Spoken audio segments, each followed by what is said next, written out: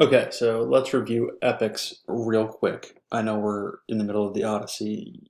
We're reading an epic. This is what an epic is, but let's just talk about the definitions again, just so you're clear on what I'm asking for your activity in a minute here.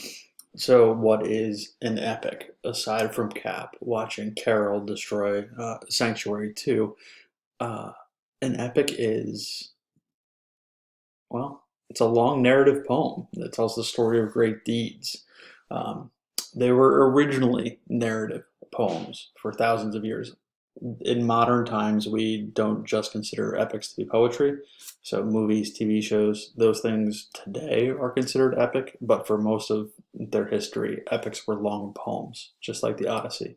It doesn't always rhyme, it doesn't always sound like a lullaby, but it is written in meter. It does have poetic imagery and things like that. They're found all over the world, but they come to us. They were kind of defined by the ancient Greeks. And we of course know that the muses were thought to inspire epics because the Greeks thought the gods inspired everything. So Calliope, leader of the muses, divinely inspired the Greek epics. They are also about our culture, right? They tell us about the best of us, the heroes that we should aspire to be, or the traps that we should not find ourselves in.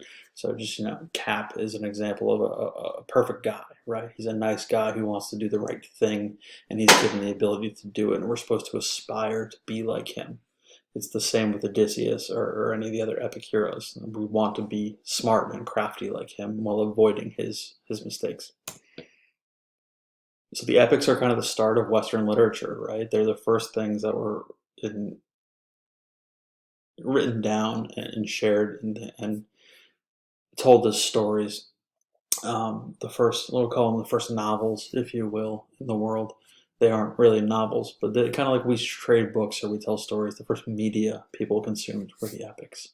Homer probably, maybe, wrote the Iliad and the Odyssey. We don't know if he was one guy or if he was a tradition of people, but we ascribe it to Homer.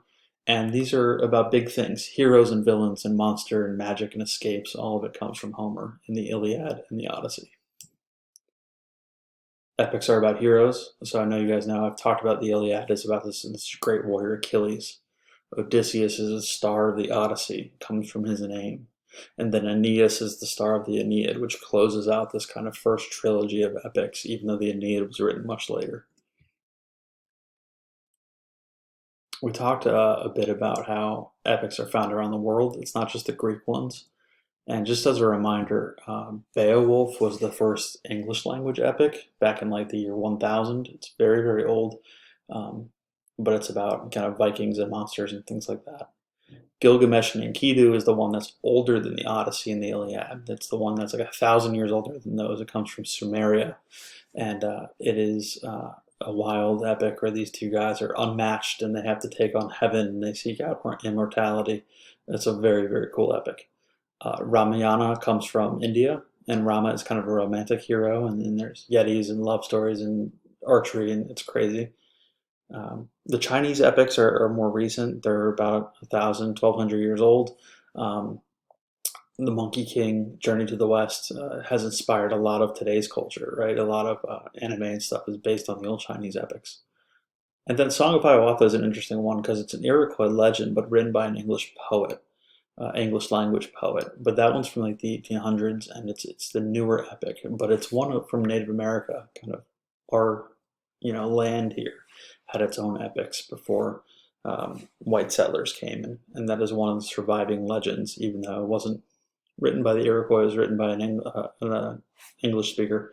It tells a story, a traditional story of one of the Iroquois heroes. So epics found all over the world. They're long. They're the bloody kind of mayhem and heroic deeds and absolute melodrama. The biggest emotions, the biggest encounters and adventures. All of that is what makes an epic.